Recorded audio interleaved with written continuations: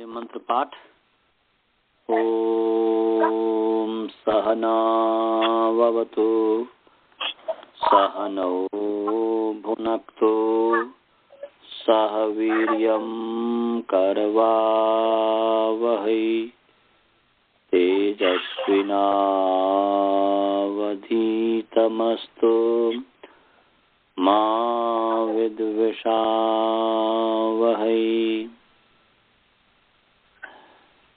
येन धौता गिरः पुंसां विमलैः शब्दवारिभिः तमश्चाज्ञानजं भिन्नं तस्मै पाणिनये नमः। वाक्यकारं वरुरुचिं भाष्यकारं पतञ्जलिं पाणिनि सूत्रकारं च प्रणतोऽस्मि मुनित्रयम्। ओम शांति शांति शांति। आप सभी का प्रथम वृत्ति पाठ में स्वागत है। भगवान की कृपा से, ईश्वर की कृपा से हम पाठ प्रारंभ कर रहे हैं। कल हमने आपको बताया था ची स ती, इस स्थिति में तिप का जो ती बचा, इस स्थिति में यस्मात् प्रत्यय विधि से प्रत्यंगम से जिस धातु या प्रातिपदिक से प्रत्यय का विधान किया जाता है, उस प्रत्यय के पर आदि की अंग संज्ञा होती है। तो यहाँ ची धातु से तिप प्रत्यय के तिप प्रत्यय परे है, उस प्रत्यय के परे तदादि की अंग संज्ञा होती है। वह प्रकृति आदि अवयव है, जिसका तदादि का दूसरा जो विग्रह है, एक ही समास सह आदि यस, वह आदि अवयव है जिसका। तो ची जिसका आदि अवयव है, तो ची सिच पूरे का आदि अवयव है, इसलिए जो है इसकी अंग संज्ञा हो गई। और अंगस्य के अधिकार में जो है लुंग लंग लिंग छोड़ुदात्तः, लुंग लंग लिंग शु प्रत्ययेषु परतः अडागमो भवति सच उदात्तः भवति। माने लुंग लंग लिंग प्रत्यय के परे रहते अट आगम होता है और वह उदात्त होता है। तो यहाँ पर तिप जो है लुंग है, या तो लावस्था में ही इसको कीजिए, और लुंग जी कुछ पूछ रहे हैं? हाँ, तो तिप जो लुंग है और उस लुंग के परे रहते ये जो अंग है उसको अट आगम होगा। अब प्रश्न हुआ कि अट कहाँ हो, अट ची से पहले हो कि ची के बाद में हो, कहाँ हो? इसको निर्णय करने के लिए आद्यंतो टक्तो ये परिभाषा है, निकाल लीजिए। 1:45 नंबर सूत्र है, निकालिए। 1:45 नंबर सूत्र है, परिभाषा प्रकरण है, आद्यंतो टक्तो ये परिभाषा सूत्र है। सभी निकाल लीजिए, सभी निकाल लिए जी। आद्यंतो टक्तो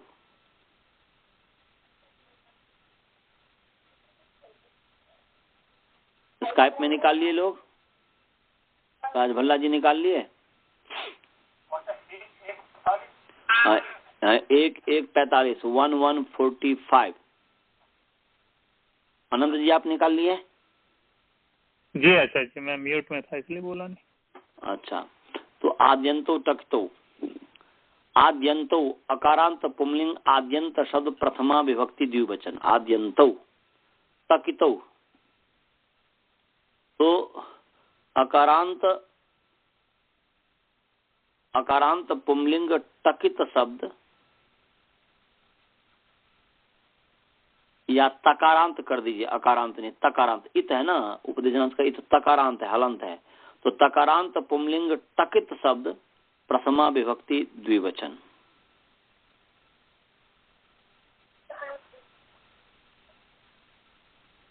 समझ गए जी? पदच्छेद समझ में आ गया? आद्यंतो अकारांत पुंलिंग आद्यंत शब्द प्रथमा विभक्ति द्विवचन और टकितो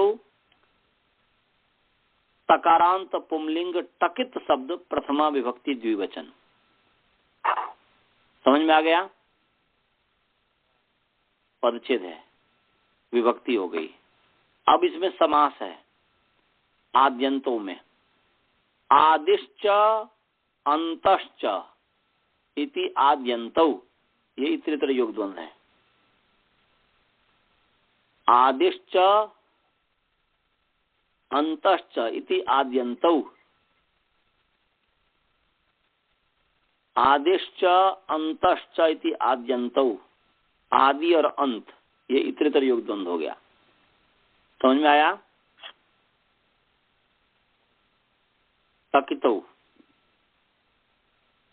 तश्च कश्च इति टकौ, ऐसा तश्च ट और क है ना जी, तश्च कश्च इति टकौ, तश्च कश्च इति टकौ। हाँ ट ट टह च अलग करेंगे तो टह च संधि कर दिए इसको सुना से तो टश्च बन गया। टह च माने टश्च या टह च, टश्च कश्च अर्थात टह च कह च इति टकौ।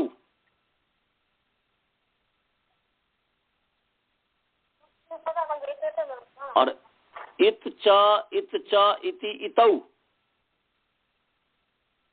तश्च कश्च इति टकौ, इत च इति इतौ। लिख रहे हैं इत च डबल माने इत च कर दिए, इत च इति इतौ।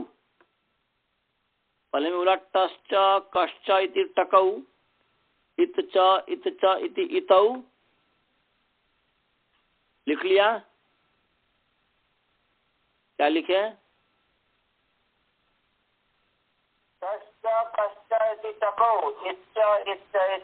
हाँ इत च इति इतौ। अब टकौ इतौ ययोः, टकौ इतौ ययोः इति टकितौ, टकौ इतौ ययोः इति टकितौ। ये द्वंद्व गर्भ बहुब्री में इतरेतर योग द्वंद्व गर्भ बहुब्री हो गया। टकौ इतौ ययोः इति टकितौ, ये इतरेतर योग द्वंद्व गर्भ बहुब्री ही समास हो गया।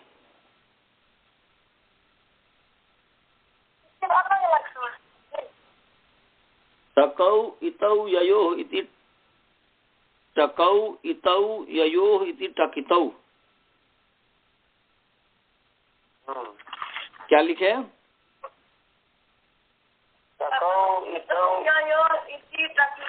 हाँ टक माने टकौ इतौ ययोः इति टकितौ, ये इतरेतर योग द्वंद्व गर्भ बहुब्री हो गया।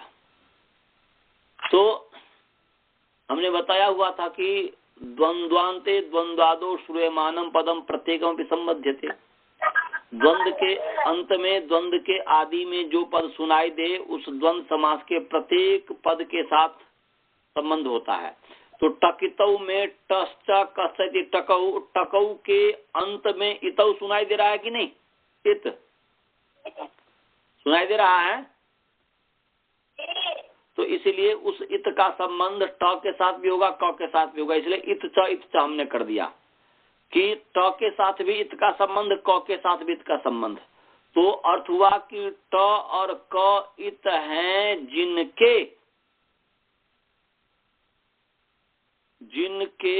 ट और क इत हैं उसको कहेंगे टकितौ। जिनके ट इत हैं वो टित हो गया, क जिनके इत हैं वो कित हो गया। ट जिनके इत है वो टित हो गया। जैसे अट आगम यहाँ पर है तो अट, तो जिसके ट इत है, तो यहाँ पर अट में ट इत किसके है? अट जो है लुंग लंग रिंग छुदात्ता में जो अट आगम हो रहा है, तो अट में ट की इत संज्ञा हलंत्यम से है। ट की संज्ञा किससे है जी? हलंत्यम से। तो अट में ट इत किसका है? किसका ट इत है? अट जो है, अट शब्द में ट इत किसका है? अट का। Very nice. ट इत अट का है, इसलिए अट हो गया टित। अट क्या हो गया जी? टित। ऐसे ही जैसे पुक लुंग लंग लिंग छोड़ उदाता अभी नहीं पढ़ाया? अभी नहीं बताया था कि अट आगम हो रहा है, माने ची स ती। इस स्थिति में ची को माने अंग को अट आगम कहा है, तो कहाँ हो? अभी आपको अभी नहीं बताए हैं स्थिति में, सिद्धि में। उस सिद्धि को भूल गए?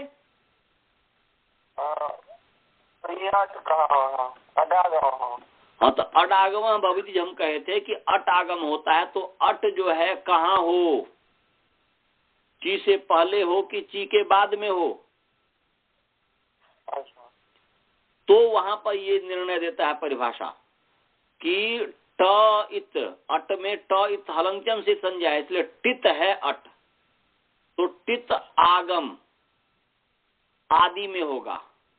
और कित जो जैसे पुक इत्यादि आगम होता है, पुक, तो पुक में क हलंत्यम से संज्ञा है, पुक आगम होगा, पुगंतु लघु पदस्थ इत्यादि से। उसे पुक आगम नहीं, पुकी वो तो ये करता है, गुण करता है। पुक आगम होता है, तो पुक जो है तो क इत हो गया, तो क पुक जो है अंतिम में होगा। जिसको पुक आगम होगा वो उसके अंत में होगा। यही कह रहा है कि तकितौ आद्यन्तौ भवतः, तकितौ आद्यन्तौ क्रमशः भवतः यथासंख्यम भवतः। माने त का संबंध है, टित का संबंध है आदि के साथ, और कित का संबंध है अंत के साथ। तो तकितौ आद्यन्तौ भवतः,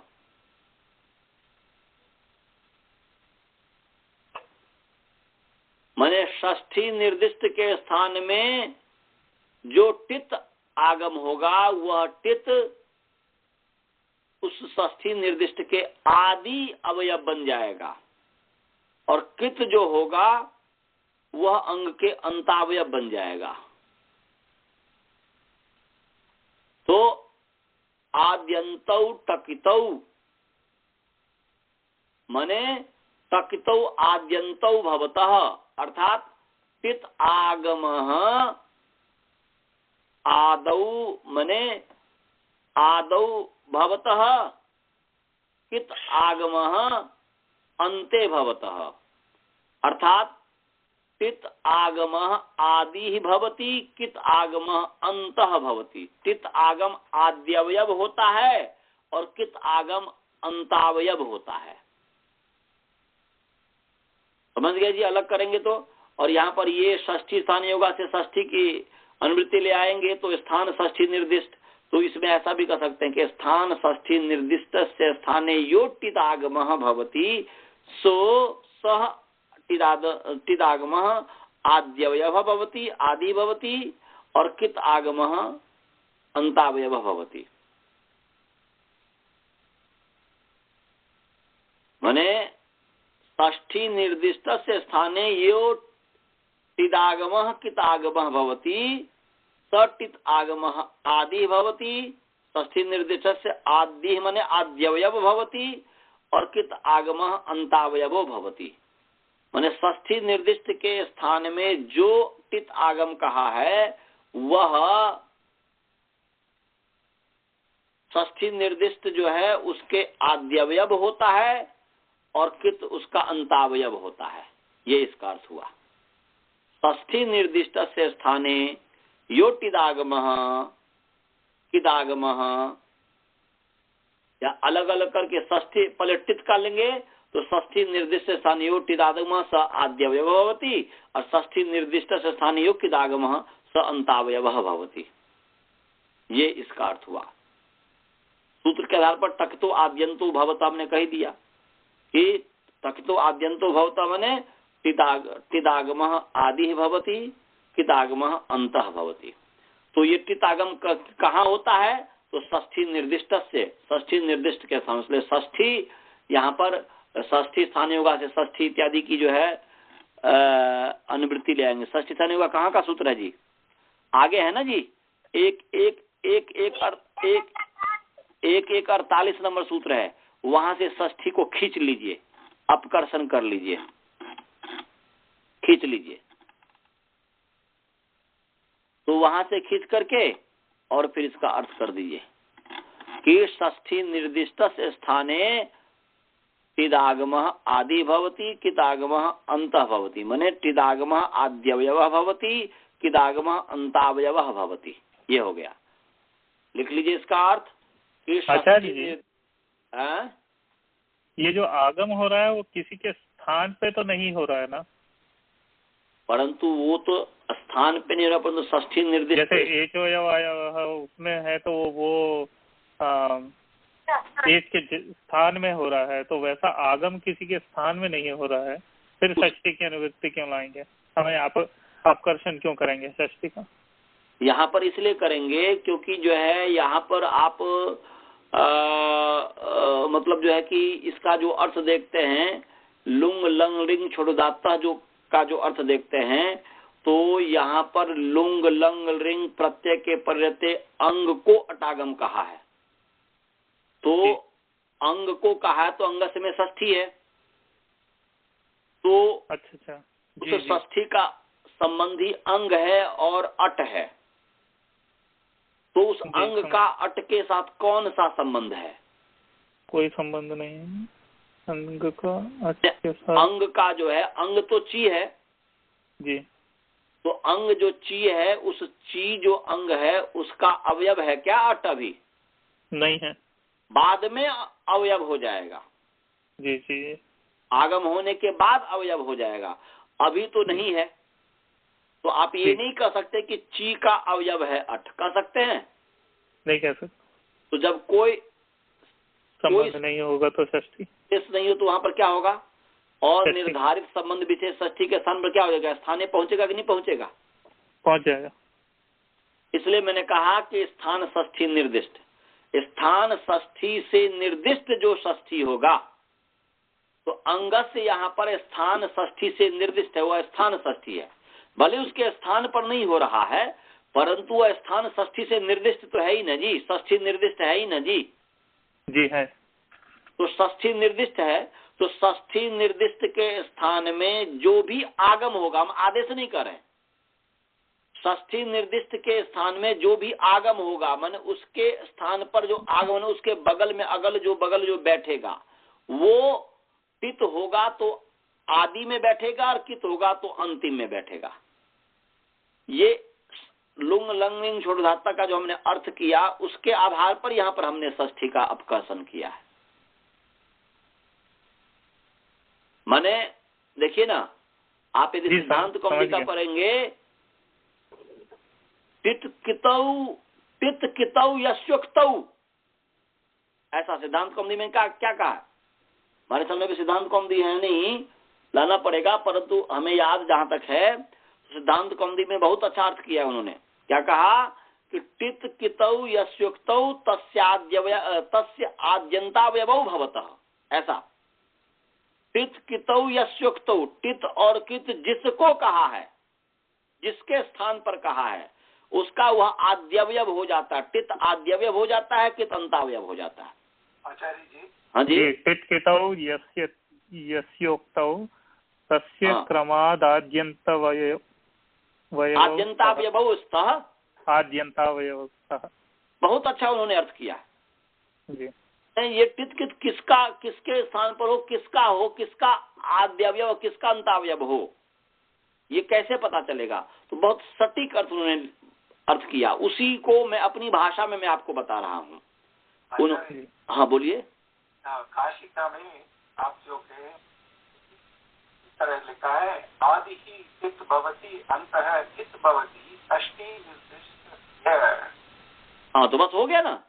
मैंने स्थान षष्ठी निर्दिष्ट स्थाने षष्ठी निर्दिष्ट से स्थाने टित आगम आदि भवति, कित आगम अंतः भवति।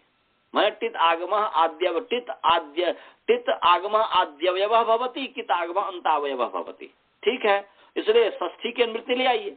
और सिद्धांत कौमुदी में जो कहा है बहुत ही अच्छा कहा है, जो कहा है वो प्रशंसनीय है, वो चीज जहां गलती है गलती है।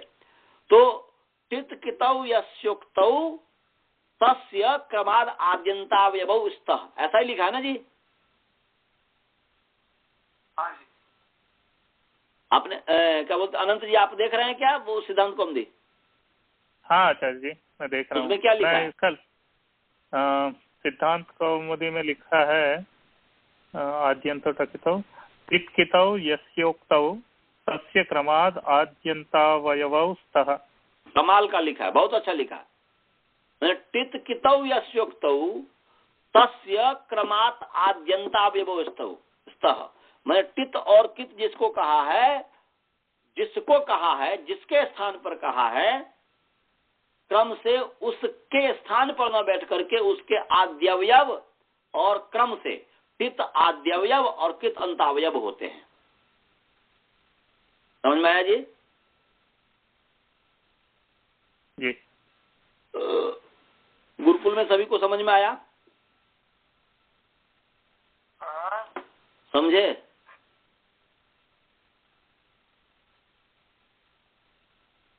उतना नहीं समझे, लेकिन नहीं, बहुत ही सरल है। मैं बोल रहा हूं कि षष्ठी स्थानीय योगा से षष्ठी की अनुवृत्ति ले आइए ना। नीचे से अनुवृत्ति यहां नहीं लाएंगे। एक होता है अनुवृत्ति, एक होता है अपकर्षण। खींचिए, लोहा किसी को खींचता भी है ना तो नीचे से खींच लीजिए, अपकर्षण कर लीजिए षष्ठी को। और वो जो षष्ठी है वो स्थान षष्ठी है और निर्धारित संबंध विशेष षष्ठी है। इसलिए हमने कहा कि माने षष्ठी निर्दिष्टस्य स्थान षष्ठी निर्दिष्टस्य स्थाने यो आगम भवति,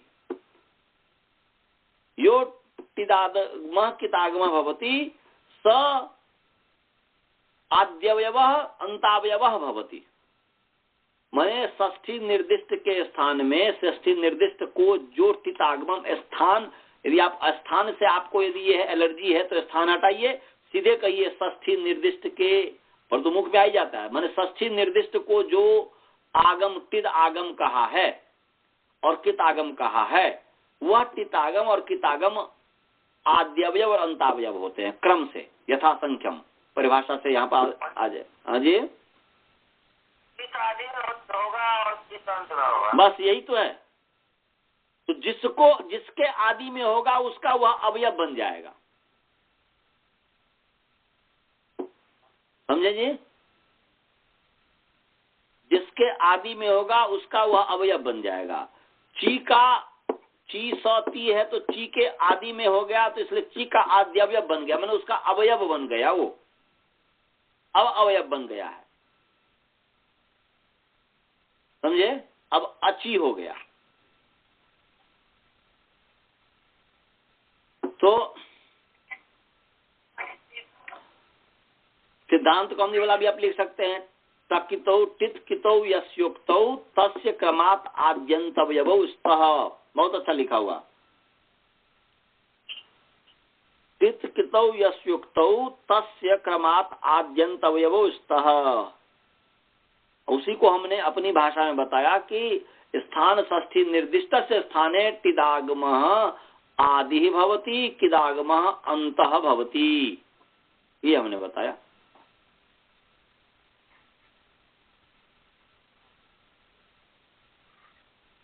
क्या आपने लिखा बताइए, इसका अर्थ क्या क्या लिखा आपने गुरुकुल वाले?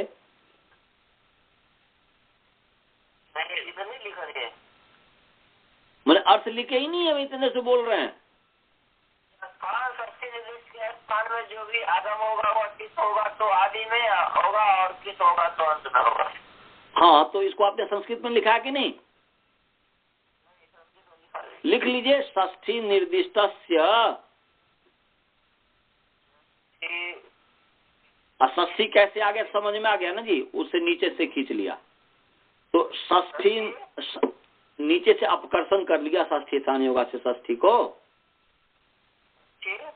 षष्ठी निर्दिष्टस्य स्थाने, षष्ठी निर्दिष्टस्य स्थाने किद आगमः आदि भवति, किद आगमो अंतो भवति।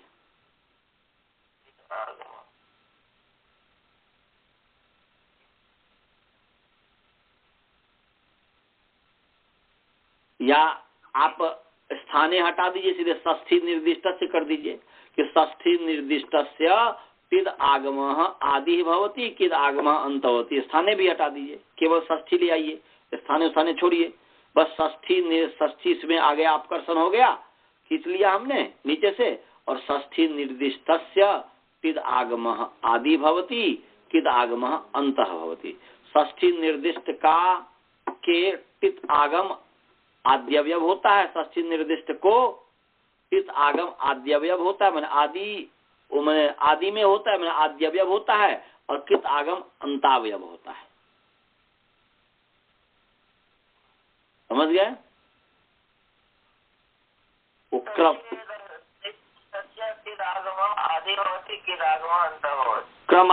क्रमात जोड़ना जरूरी है कि क्रम से है, तो वो क्रमात माने वो जो है कित आगम आदि भवति कह ही दिए, तो फिर क्रमात कहने की आवश्यकता नहीं है। वो क्रमात उसमें कि तकितो मैंने यथासंग हम जो कर देंगे तो हो गया तकितौ यस्युक्तौ, मैंने टित कितौ यस्युक्तौ तस्य क्रमात आद्यंतव्यवो स्तः। ये लिख लीजिए, ये भी लिख लीजिए, सिद्धांत कौमुदी वाला अर्थ अच्छा अर्थ है। अरे वाह, वो वाला अभी तक नहीं लिखे हैं। क्रमात छोड़िए। मैंने बोला कि षष्ठी निर्दिष्टस्य टित आगमः आदि भवति, कित आगमः अंतो भवति,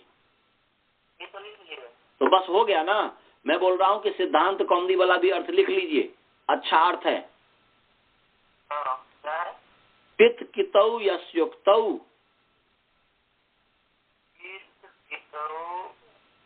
यस्युक्तौ तस्य क्रमात् आद्यंतावयवौ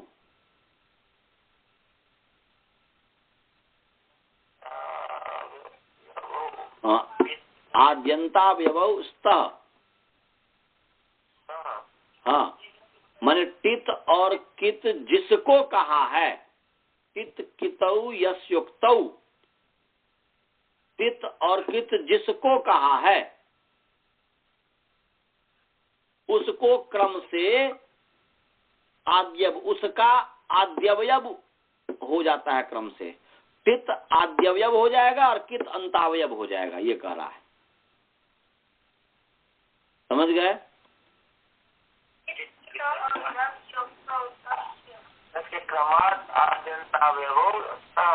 हाँ, तो क्रम हो ना, मैंने आदि का संबंध है टित के साथ, अंत का संबंध है कित के साथ, ये कह रहा है क्रमात् से।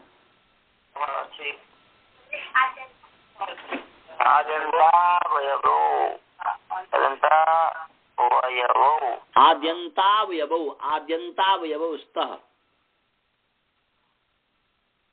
समझ गए? तो अब हो गया अट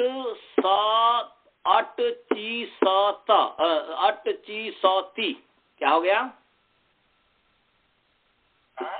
अब ची के आदि में अट लगा देंगे कि नहीं? अब आदि में हो जाएगा तो अट लगा देंगे, तो अट ची सौती क्या हुआ? अब अट ची सौती क्या बन गया? तो अट ची सौती। इस स्थिति में अब ट का हलंत्यम से संज्ञा कीजिए। उपदेश से अंत्यम हलित से, आप तो अट उपदेश है, उसका अंत्यम हल ट है, उसकी संज्ञा हो गई। त से लोपा आदर्शनम लोपा। अब जो है अची सौती क्या हो गया जी?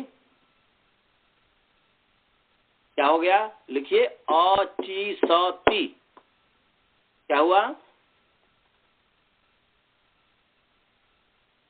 लिख रहे हैं कि नहीं? स्थिति अची सौती लिख लिए? हाँ जी, कुछ पूछ रहे हैं क्या? क्या हलंत है? हाँ, सौ तो हलंत है ही। पीछे जब सिच था, सिच का स हलंत्यम से कर दिया था, ई उपदेशन से चला कर दिया था, तो स हलंत ही होगा ना जी। वो तो उच्चारण के लिए हम वो जो है अच के बिना उच्चारण नहीं होता, इसलिए स कह रहा हूँ, पर तो हलंत स है, उस चीज को आपको तो ध्यान रखना पड़ेगा। हलंत तो खत्म हो जाता है ना। हलंत खत्म कैसे हो जाएगा? जब आपका सिच था, सिच में च समाप्त हो गया, ई समाप्त हो गया, तो स हलंत हुआ कि नहीं?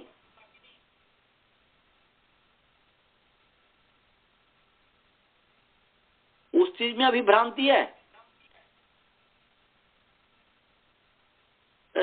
फ्ली लुंगी चले सिच, आप सिच लाए थे तो सिच में च हलंत्यम से संज्ञा हुई, ई की उपदेशन से हुई, तस लोपादसनम लुप हो गया, तो हलंत स बचा कि नहीं बचा? सो बताइए।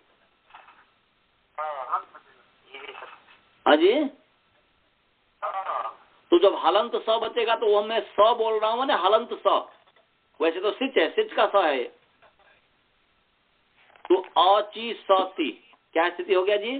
स माने हलंत स समझिएगा। अची सती माने हलंत सती। अर्थ जो है, अर्थ का बोल गया उपदेश जो अर्थ से ये होगा क्या? अर्थ का तो सीधा हलंत्यम से होगा ना। हम उपदेश से जनसिद्ध कहाँ हमने कहा है? बोले थे हलंत्यम से। हमने बोला कि सिच में ई की इस संज्ञा उपदेश से जनस्कृत से है। तो ये बोले हैं कि अर्थ में हमको न अट में तो हलंत्यम में बोला हूँ मैं, उपदेशन से तो बोल ही नहीं सकता। तो अची सती क्या है? है ना। हाँ, दंती स है। तो अची हलंत सती, इतना समझ में आ गया। अब इससे आगे चलें। अब इस स्थिति में एक सूत्र है इतश्च, निकालिए जी। इतश्च 3 4 1 नंबर सूत्र है। इतश्च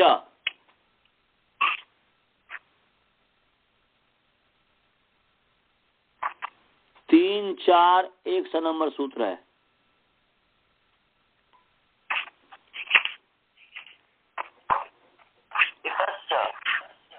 इतश्च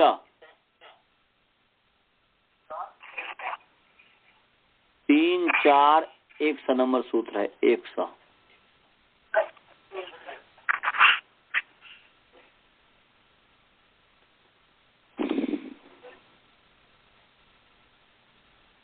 मिल गया जी? मिल गया जी। तो इतश्च पर चलिए विचार करते हैं। भाई जी आप लोग निकाल लिए? इतश्च इतः हैं?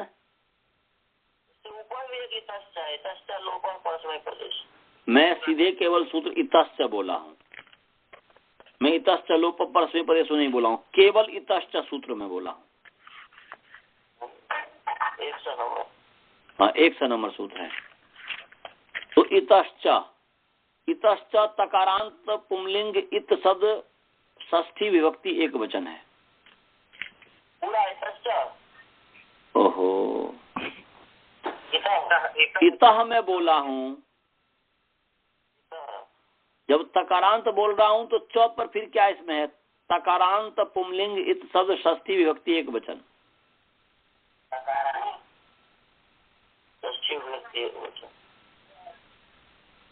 या नपुंसकलिंग में इत कह सकते हैं, कोई ऐसी बात। तकारांत पुंलिंग या नपुंसकलिंग इत शब्द षष्ठी विभक्ति एक वचन। समझ गया जी?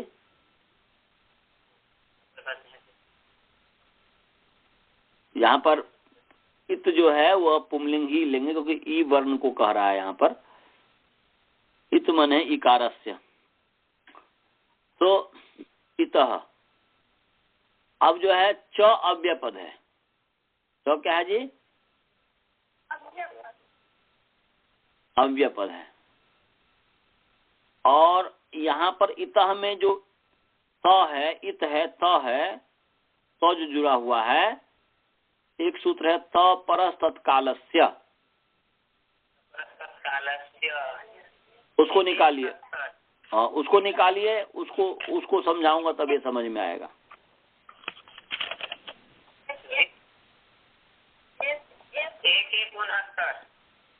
एक एक माने 69। हाँ, तो एक एक 69 को समझ लीजिए, तब वो समझ में आएगा। यह है त परस तत्कालस्य। क्या है जी? तो त परह अकारांत पुंलिंग त पर शब्द प्रथमा विभक्ति एक वचन है, त पर शब्द। और तत्कालस्य अकारांत पुंलिंग तत्काल शब्द षष्ठी विभक्ति एक वचन है। अच्छे समझ में आ गया?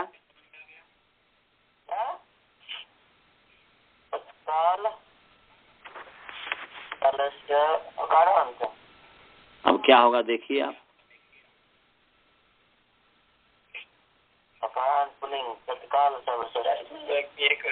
हाँ, तो तपरः अकारांत पुंलिंग तपर शब्द प्रथमा विभक्ति एक वचन, तत्काल से अकारांत पुंलिंग तत्काल शब्द षष्ठी विभक्ति एक वचन।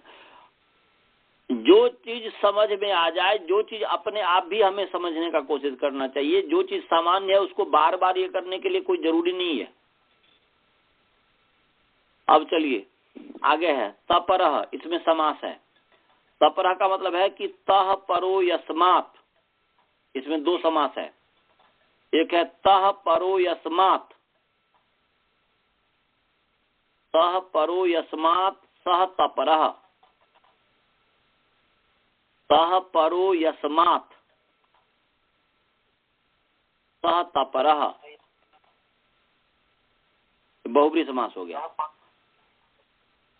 तपरः का दो समास है। एक तपरः में समास में दो समास है। एक समास है तह परो यस्मात् सह तपरः, माने जिससे पर में तो है,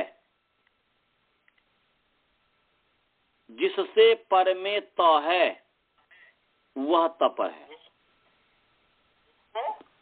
तह परो यस्मात्, यस्मात् पंचमी, यस्मात् माने जिससे, पर माने पर, तह माने तो है, जिससे पर तो है उसको तपर कहते हैं। तो अभी हमने इतश्च में जो इतः जो इत था सकारांत है तो इत है, तो ये तो किससे पर में है, किससे परे है, किसके बाद में है, के बाद, तो ई हो गया तपर।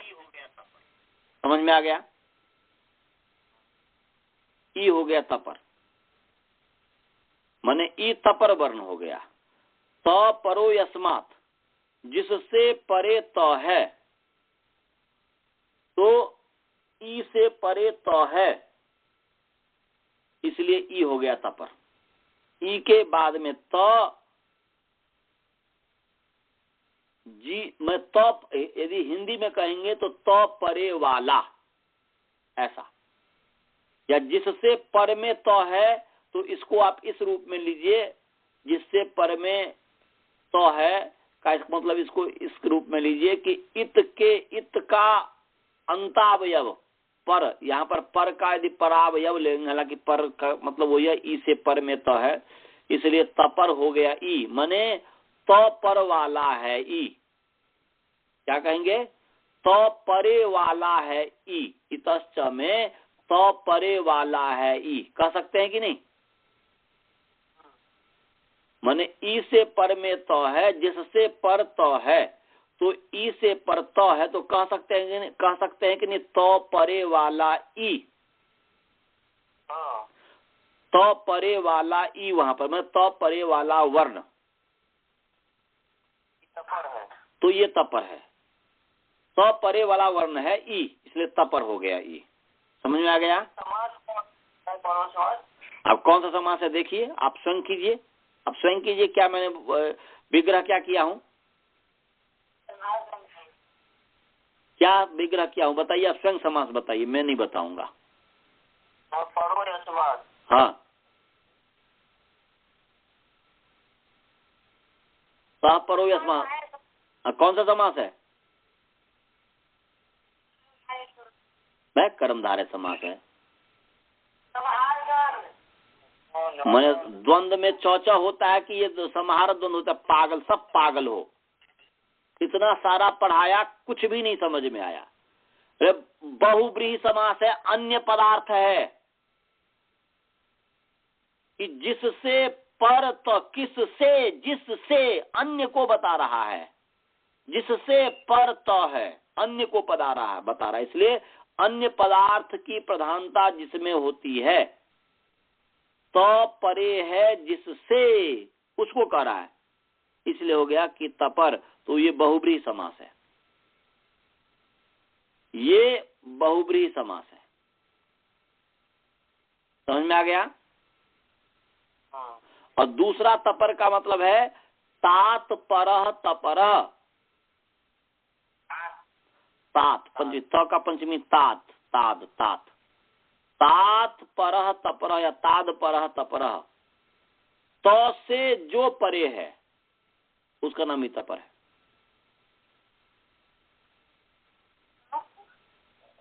तात परह तपरह।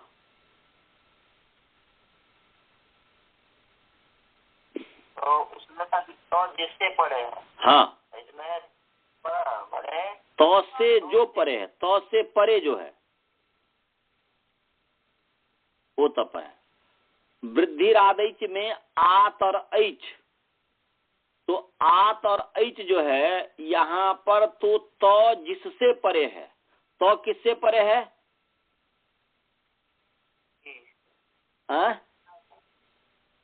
किसमें ना वृद्धि आदैच में आत और ऐच है, तो आत में जो त है वो तो किससे परे है?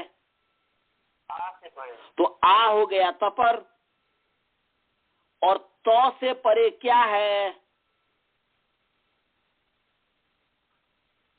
आत ऐच में तो से परे क्या है? ऐच है, पूरा बोलिए ना, तो से परे क्या है? हैं? ऐच है, तो ऐच हो गया तपर। अदेंगुण अत एंग गुण, तो किससे पर में है, किससे परे है? अदेंग गुण में अत एंग में तो किससे परे है? तो अ हो गया तपर, और तो से परे क्या है अदेंग गुण में? तो एंग हो गया तपर। अदेंग गुण में ए ओ भी तपर है और अ भी तपर है, और आदैच में आ भी तपर है और ऐच भी तपर है। समझ में आया? जब आप काशिका पढ़ेंगे तो उस समय जो बताएंगे तो उसमें कहा है कि ऐच के लिए ही वृद्धि आदेश में ऐच के लिए ही तपर है, आ के लिए नहीं है, क्योंकि आ तो आ ही है, परंतु उसके लिए भी तपर हो जाएगा। गुण जब भेदक होगा तब उस पर अभी हम नहीं जाएंगे। तो से पहले जो है वो भी तपर है, तो के बाद जो है वो भी तपर है। हाँ जी, तपर का मतलब समझ गए? अब आगे तत्कालस्य, तत्कालस्य, तत्कालस्य का मतलब है कि पहले है तस्य कालः तत्कालः, तस्य कालः बराबर है उच्चारण कालः, तस्य कालः इक्वल टू लिखिए उच्चारण कालः, तत्कालः षष्ठी तत्पुरुष समास।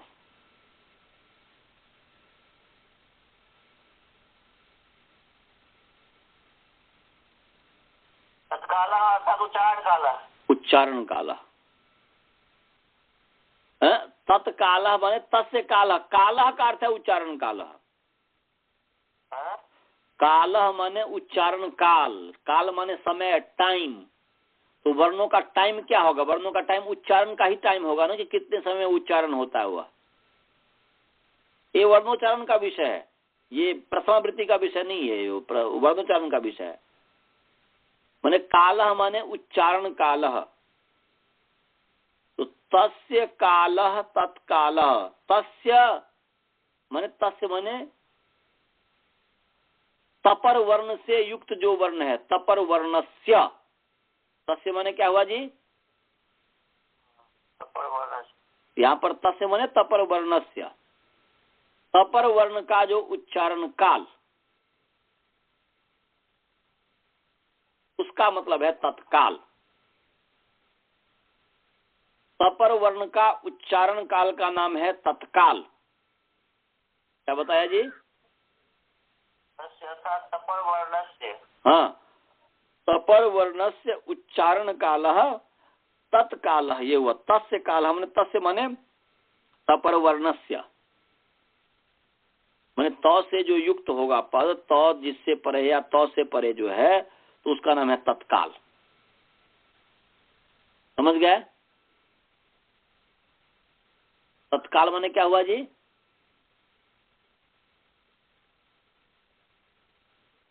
अजय,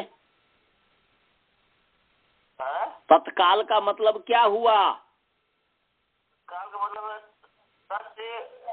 हिंदी में बोलिए। तपर वर्ण से उच्चारण काल, इसका हिंदी में बताइए हमें। जो 100 वर्ण से पहले या बाद वाला है उसका उच्चारण काल। हमने तपर वर्ण का उच्चारण काल। तत्काल समाने क्या हुआ? तो यहाँ पर जो है अदेंग गुण में जो अत और एंग है, तो अ का उच्चारण काल क्या है?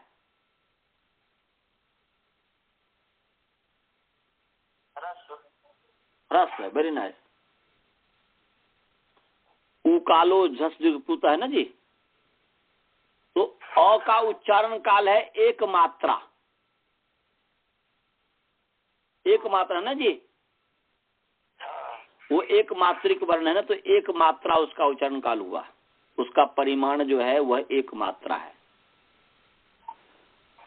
तो उतने का ही नाम एक मात्रा वाला जो उच्चारण काल है, अ उतने का ही। जब आ कहेंगे तो आ का क्या उतना ही उच्चारण काल है? दो गुना। इसका मतलब है अत में जो अ है वह केवल अ को ही बोलेगा, अ के अलावा और किसी भी आ को नहीं कहेगा, न दीर्घ को कहेगा, न प्लुत को कहेगा, किसी को नहीं कहेगा। तो जिसके साथ जुड़ जाता है वह जिस वर्ण के साथ जुड़ता है उतने ही मात्र को कहता है, तत्काल को ही कहता है, उससे अधिक को नहीं कहता है। समझ में आया? तो अदेंग गुण में जो अ है, तो के तपर वर्ण जो अ है और एंग है, तो अ माने अ, बस। अ का मतलब न आ, न अ का मतलब दीर्घ, न अ का मतलब प्लुत। अ का माने अ। समझ गए? ऐसे ही समझ में आया कि नहीं? ऐसे एंग माने ए ओ, वो भी ए ओ भी तपर वर्ण है। तो ए ओ माने ए, ओ माने ओ, बस उतने ही। ए का जो 12 भेद है वो नहीं, केवल ए का ए, ओ का ओ। समझ गए? तो तत्काल माने तपर वर्ण से उच्चारण काल, ये हुआ। उतने वर्ण का, उस वर्ण का, तपर वर्ण का उच्चारण का जो समय, वो समय अभी लिया है। अब जो है बहुब्री समास है। तत्काल कालो यस्य, तत्काल, तत्काल कालो यस्य, तत्काल कालो यस्य, सतत्काल। माने तत्काल में तो हुआ तपर वर्ण का उच्चारण काल, काल को कह रहा है, समय को बता रहा है, वर्ण को नहीं बता रहा है। पहला जो हमने षष्ठी तत्पुरुष समास किया उसमें तस्य माने तपर वर्णस्य उच्चारण काल, तपर वर्ण के उच्चारण का समय बता रहा है। समय वर्ण को नहीं बता रहा है। और आगे तत्काल कालो यस्य, माने तत्काल कालो यस्य स तत्काल, ये बहुब्री समास, उत्तर पद लोपी बहुब्री। यहाँ पर 2 काल है, उसमें से एक काल का लोप हो गया है, तो उत्तर पद लोपी बहुब्री माने बहुब्री समास है।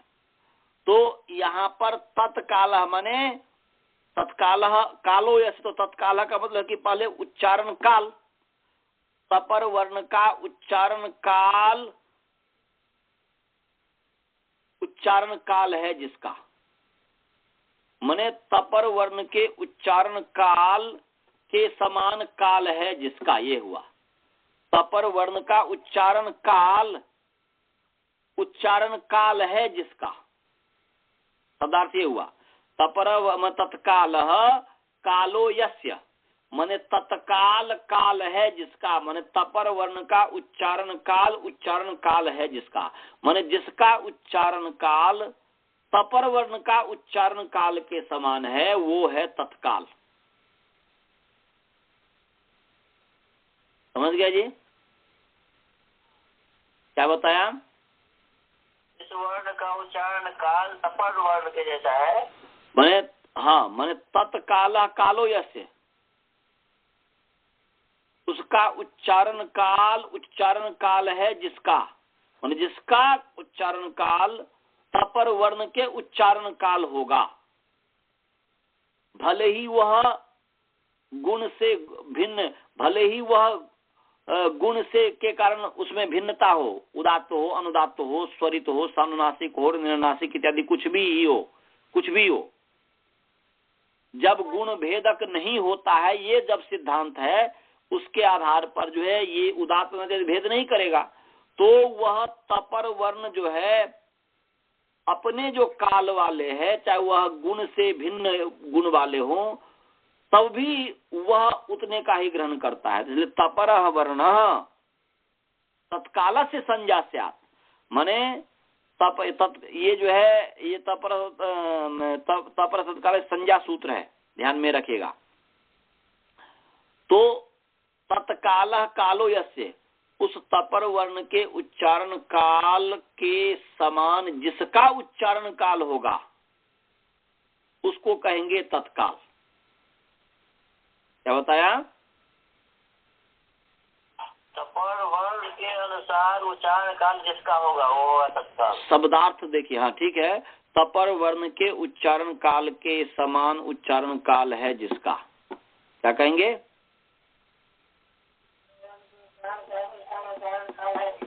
जिसका तपर वर्ण के उच्चारण काल के, माने तत्काल कालो यस, तत्काल इव कालो यस, ऐसा समझना है कि तपर इस वर्ण का उच्चारण काल तपर वर्ण के समान उच्चारण काल जैसा हो। हाँ, तपर वर्ण के उच्चारण काल के समान जैसा हो, वो हो गया तत्काल। समझ गए जी? जी। अब जो है तत्काल से, तो तत्काल से कहने से तपर वर्ण के उच्चारण काल के समान जिसका उच्चारण काल होगा, तब तो केवल इतने ही करेंगे, तो इसका मतलब है कि तपर वर्ण का अ एक मात्रिक है और ई भी एक मात्रिक है, तो अ से ई का भी बोध होने लग जाएगा।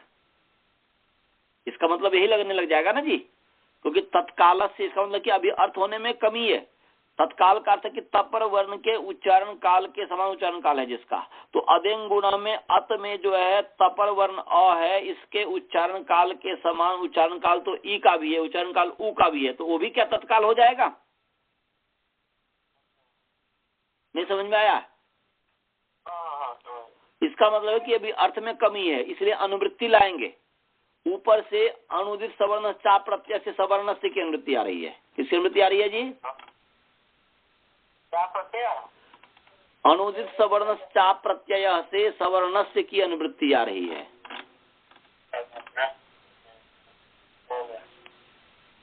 समझे?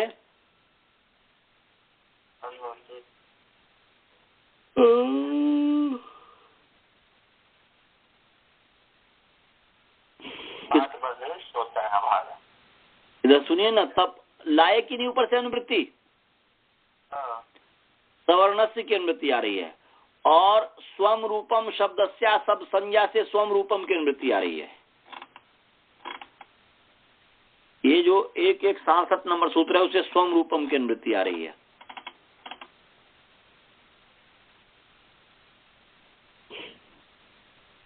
तो तत्काल से सवर्ण, तत्काल से विशेषण है, सवर्ण से विशेष है, तो तत्काल सवर्ण का ग्रहण करेगा, तत्काल सवर्ण की संज्ञा करेगा। समझे जी? वो क्या? सवर्ण जब ले आए तो सवर्ण का है, सवर्ण किसको कहते हैं? तो उसी के वर्ण का हो। तुल्यास प्रयत्नम सवर्णम, ये पढ़ाया हूं कि नहीं पढ़ाया हूं? अच्छा, इसकी व्याख्या नहीं किया हूं, सब एक दूसरे से जुड़े हुए हैं। अब इसकी व्याख्या हम दूसरे दिन करेंगे, बहुत थक गया मैं। सवर्ण को भी, क्योंकि इसको समझाने के लिए सवर्ण समझाना पड़ेगा। तो तपरः वर्णः तत्कालस्य सवर्णस्य गुणांतरयुक्तस्य स्वस्य च रूपस्य संज्ञा स्यात्, ये इसका अर्थ है, परंतु ये पूरा अर्थ नहीं है, अभी अर्थ नहीं। तपरः वर्णः तत्कालस्य सवर्णस्य, तत्कालस्य सवर्णस्य, और कोष्ठक में लिख सकते हैं गुणांतर युक्तस्य, भले ही वो गुणांतर, अच्छा वो भी बाद में समझाऊंगा, गुणांतर क्या चाहिए वो भी बाद में समझाऊंगा। अभी बस इतना ही, जितना समझाया उसके आधार पर अर्थ बना कि तपरः वर्णः तत्कालस्य सवर्णस्य स्वस्य च रूपस्य संज्ञा स्यात्।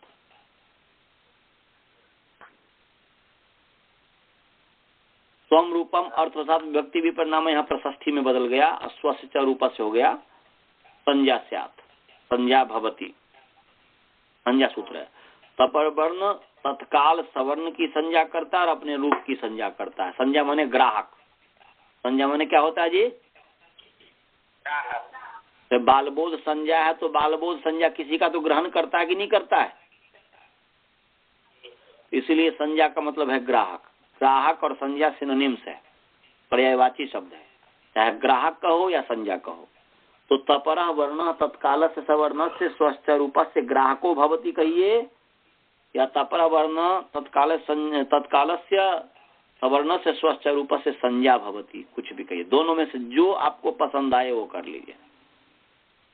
परंतु सवर्ण किसका नाम है और गुणांतर युक्त क्या है, गुणांतर क्या चीज है, ये भी समझाऊंगा आपको, तो कल समझाऊंगा।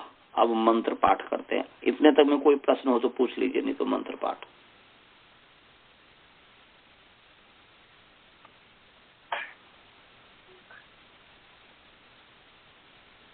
मंत्र पाठ करें। ओम पूर्णमदः पूर्णमिदं पूर्णात् पूर्णमुदच्यते पूर्णस्य पूर्णमादाय पूर्णमेवावशिष्यते। ओम शांति शांति। सभी को साधना। नमस्ते। नमस्ते सर। नमस्ते जी, नमस्ते।